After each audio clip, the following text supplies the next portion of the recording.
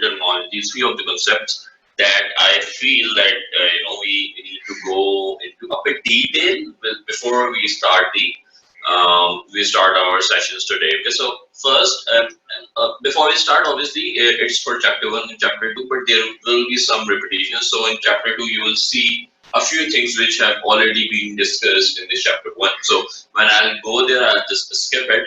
And obviously, if you don't get to understand any of these concepts, we will be repeating it, not in that much detail, but up to certain detail when we'll actually go through the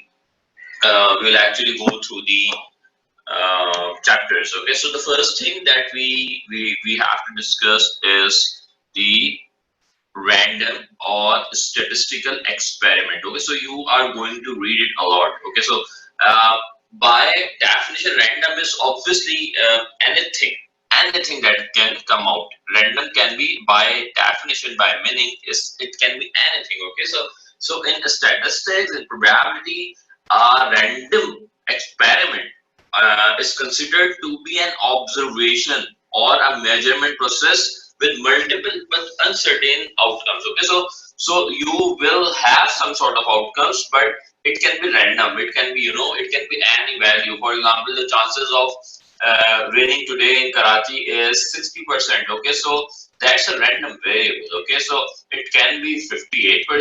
It can be 49%. So obviously they must have some methodology that they must have used to calculate the random variable to given the probability that we have to give an idea about whether it's going to rain in Karachi today or not. It can either be, as we move forward, you see it can be discrete or it can be continuous. But the idea is that you have an experiment. For example, if we have a dice, okay, so we all know that dice will have numbers from 1 to 6. Okay, so when we will roll one die, okay, so the outcome may be 1, it may be 2, it may be 3, it may be 4, it may be 5, it may be 6. So all of these numbers are referred as random variable. Okay, so we roll a dice and let's assume that 3 comes out. So 3 will be our random variable that will be coming out from some sort of probability that we will discuss later. So a random variable, a random experiment is an observation which is random, which can come out to any number, which gives an idea about a possible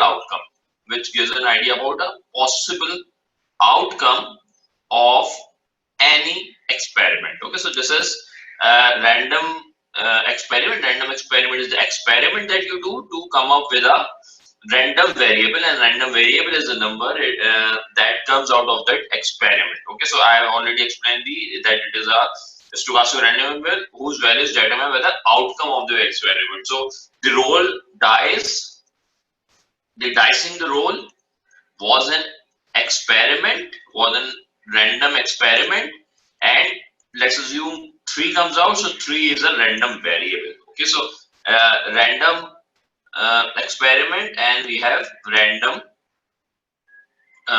variables. Okay, so random variable comes out after or as a result of a random experiment. The third thing that we are doing is the sample space. Okay, so you're going to know this number. You are going to listen to sample space for quite some time, especially in the probability. So basically, what sample space is? Sample space is actually all set of possible outcomes. So I just wrote a dice. Okay, so for a die, when the number are 1 to 6, a possible outcome will be 1, 2, 3, 4, 5, 6. Okay, this is a sample space of one event of rolling one dice. But if I increase the dice to 2, so the sample space will start from 1, 1, 1, 2, 1, 3, 1, 4, 1, 5, 1, 6. Okay, I'm dashing 2. I'm rolling 2 dice. Okay, so it can be 1, 1, it can be 1, 2, it can be 1, 3, it can be 1, 4, it can be 1, 5, it can be 1, 6. Then we'll start from 2, 1, 2, 2. Okay, so and it will obviously have 36 outcomes. If we'll add another dice, obviously the sample space will increase multifold. Okay, So this is sample space.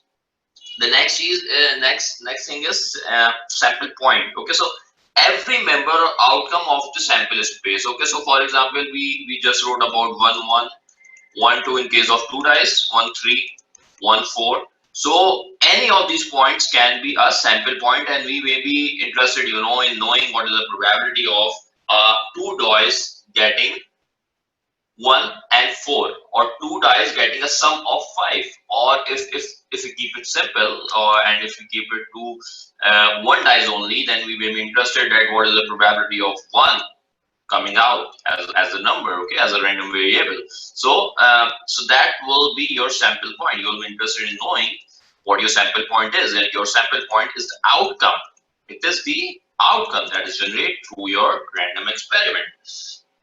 Moving on to the next concept, which is outcome. Outcome now again is the result of single trial. Okay, so if we roll 2 dice, an outcome might be 3, and a 4, a different outcome might be 5 and a 4. So whatever your sample point is also referred as an outcome. So in sample point, obviously, every sample point or the number in the sample space 1 2 3 4 5, it will all will be sample point, and whatever comes out after you roll the dice. Okay, the trick is, after we roll the dice, whatever number comes out, it will be treated as outcome. Okay, and only then we'll be able to calculate the probability of the particular event, which brings me to my next discussion, which is event. Okay, so what an event is? The event is the result that reflects none, one, or more outcomes in a sample space. So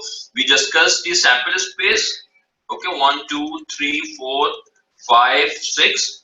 So the probability, or the chances or the outcome of coming 6 as a number will be an event. Okay, so we will consider 6 coming out as a number as an event. Okay, so it can be simple, like coming out 6. It can be complex, like what if will it rain today, or if it rains, if it rains, will it also thunder? Okay, or number of deaths given the rain. What, like if it rains, and if it rains to the level that it starts, you know, getting fatal, then what is the probability of deaths if it starts raining, or the deaths causes by the rain? Okay, so it can be simple like a dice, and it can be as complex as calculating the probability of deaths due to rain. Then we have two concepts of discrete and continuous random variable. Okay, so we talked about 1 2 3 4 5 6. These all are discrete numbers. Okay, these all are discrete numbers. Discrete numbers, by discrete numbers I mean we have 1, we have 2, we have 3 measurable whole numbers. Okay, but so for example, so the thing is, we're going to study these a lot in the coming chapters, that is the discrete and the continuous. So by discrete we means we have whole numbers 1 2 3 4 5 6, and by the continuous variable we have a percent. For example, I just quoted the chances of rain is 60%. Okay, so 60, it can be 59.6%, it can be 58.2%, it can be 12.3%. Okay, but it's a continuous number, so it can be 59.6238%. Okay, so it is a continuous number, it can be any number. Okay, but for the discrete ones, you will have 1 2 3 4. Okay, so this particular concept will lead to discrete probability distribution and continuous probability distributions. Okay, so we'll read it. We'll just read it in the next chapter, in the chapter 2 probably, where we will read about binomial distribution, where the answer is 1 or 0. We will have Bernoulli, where answer is yes or no, and we have similar distribution. In the continuous one, we have our most famous normal distribution, log normal distribution, exponential distribution, and there are many distributions. So any distribution will either be a discrete distribution or it will be a continuous distribution. Okay, so these are first 7 concepts. Then a variable that we just discussed, it can also be referred as a probability distribution. Okay, so for example, you measure 1, 2, 3, 4, 5. Okay, so you keep experimenting with 1 dice, with 2 dice, with 3 dice. Okay, and then you think that the pattern, following the function, it is following a function of, for example, the probability function that is coming out for the die is it actually px is equal to xk is equal to fxk, where x is any roll dice. Okay, so I'm just journalizing it. Obviously we will need it, we'll go into detail when we will study all the distributions that we have. But what does a probability distribution do? It actually consolidates, or you may say journalize up to a function. Okay, so definition of a function, as you may all know, definition of a function is it gives result for any sort of number. So you don't need to run experiments again and again and again. If you have a random variable expressed in a probability function, you can just use this function and you can calculate the probability of a given event. For example, you can calculate the probability of 1, okay, coming in any dice, or you can see that what is the probability of a particular coin. So yeah, so head and tail, whether it's going to be a head, whether it's going to be a tail. Ideally, obviously the probability will be 50%, but given the circumstances, you can calculate that. But then you will have probability functions for different distribution that will just read further as we move forward. But the concept behind the probability function or the continuous random variable probability distribution, either continuous or either discrete, is to summarize it into a simple function. So you have different set of numbers, you do all sort of experimentation, and then you generalize into either this function, which is a continuous function. Continuous function we use integration. Obviously we won't be using actual integration in our course in the FRM, but you should have an idea how does a continuous random variable probability distribution comes. Okay, and if you have discrete, you just use this function, and that will give you an idea about what sort of probability you should be expecting for a particular density function, okay, or particular distribution. Which reminds me that I wanted to give you an idea about what a distribution is. Okay, so basically you must have seen that if we are talking about a discrete distribution, we will read it in detail when we'll study it, but distribution actually gives you how our data is formed over a period of time. Okay, so if you have normal distribution, you will see that we have 0 here, we have 1 here, and in between you will see that the numbers are rising, then it coming to its peak, and then it's falling again. Okay, then we have exponential distribution where numbers start increasing. Okay, we have discrete where the numbers are either this, so it is like a stairs. Okay, so these are the distributions that we use to obviously identify the direction of a distribution that would allow us to calculate its mean, its standard deviation, its skewness, its kurtosis. So we have an idea about the expectation of the data that we'll be using. You must have seen the graphs of normal distribution used for COVID-19. Okay, so everyone is saying that COVID-19 follows a normal distribution, but initially people are saying that it follows an exponential distribution because K0 is rising and rising and rising and rising. But we will see and we will study in the central limit theorem that for all of the scenarios, for all of the things, basically it follows a normal distribution in the long run. Okay, so So we try to study distributions to actually come up with an idea that what should be expecting from a particular set of data. Okay, so now we will move on to some basic concepts of probability.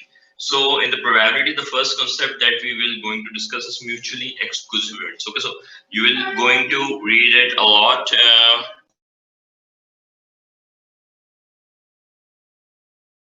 So you are going to read it a lot. Mutually exclusive events are actually the events that cannot happen simultaneously. Okay, so they are exclusive of each other. So we have an event of A, for example, A is probability of rain and B is probability of, let's say, sunshine.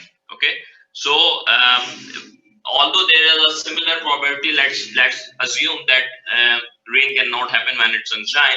So these two will actually be mutually exclusive events, and for all mutually exclusive event, uh, the probability of them having together is actually 0. Okay, and the probability of A union B is actually probability of A plus probability of B. Okay, so mutually exclusive events are the events which cannot happen together, which are separate standing. We see it through our Venn diagram. A non-mutually exclusive event will be like this, and a mutually exclusive event will be like this. Okay, then we have collective or exhaustive events. Okay, uh, these are the events that can cumulatively describe all possible events. Okay, so remember we just explained the sample space of a right during 1, 2, 3,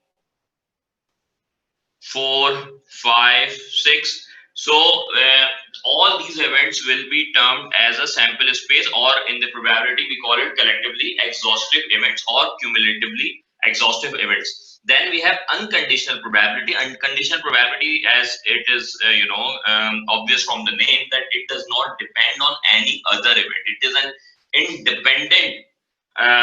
an independent event that is going to happen. For example, the probability of rain, okay, it is 60%. Let's assume it does not depend on anything. If it does not depend on any other factor, then it will be a conditional probability. Okay, but if we say that probability of rain given a storm, okay, so it will say that if a storm comes and the probability of storm coming is 60%, the probability of rain will be 50%. Okay, it becomes conditional probability that we are trying to calculate the probability of rain given this storm. Okay, so if a storm comes, if it doesn't come, it's not going to happen. Or if a storm's probability is 0, rain's probability will also be 0. Okay, so unconditional probability are the probabilities that it does not depend on any other event, it's independent, and the joint probability or the conditional probability are the ones that depends on another event. Then we will be reading in the chapter 1 the Bayes rule, or we call it Bayes theorem. Okay, so what does it say? It says that a rule that applies a prior probability to a posterior probability. So we use PA given it. A is the event that we are interested in, and B is the event that we want to take into account. For example, in this case, A is rain and B is a storm. Okay, so Bayes theorem gives us this formula. We'll discuss in detail when we'll go there, that A given A is equal to probability of B intersection A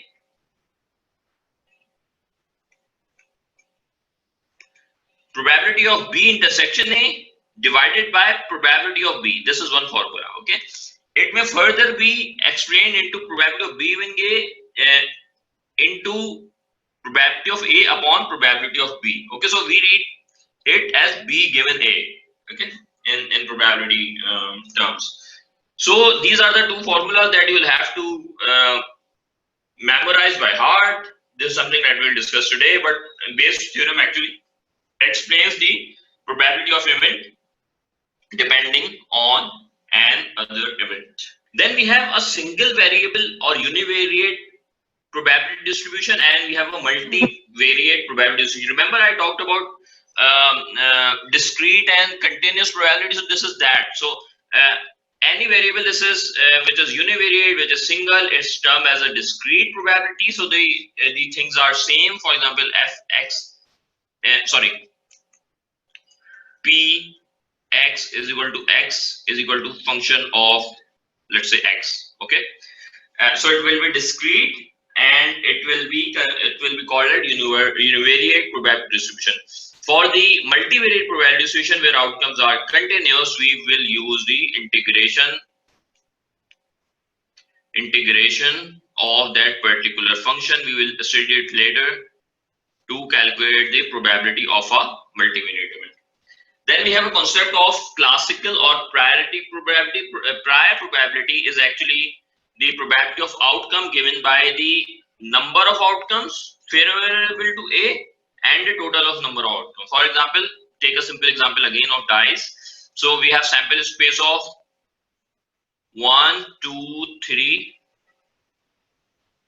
4, 5, 6, and our A is actually 1. Okay. So probability of 1 will be 1 divided by 6, because we have 1, 2, 3, 1, 2, 3, 4, 5, 6 events. Okay. So it will be, I think, I don't know, point. Let me calculate. 0.166. Okay, so this is the probability. Then we have relative frequency or empirical probability. So basically, what happens? Relative frequency is actually the, for example, we have a dice. So 1, 2, 3, 4, 5, 6. Okay. So we did a number of experiments. This is our outcome. So we did a number of experiments, a lot of them. Okay, and it comes out that one comes out as 1.6%. Sorry, 16%. 16.6%. It is 15.7%. It is 14.6%. It is 16.9%. It is 17.0%. It is 17.1%. Okay, in the given sample, it should ideally remain about the 16.6%. So your relative frequency will give you the percentage that it has for a particular outcome. So relative frequency gives you an idea about what to expect from a particular event, from a particular experiment. Okay, so it gives you a probability for each and every outcome that you have. Then you have prior probability, then you have posterior probability, and then you have frequentist approach. So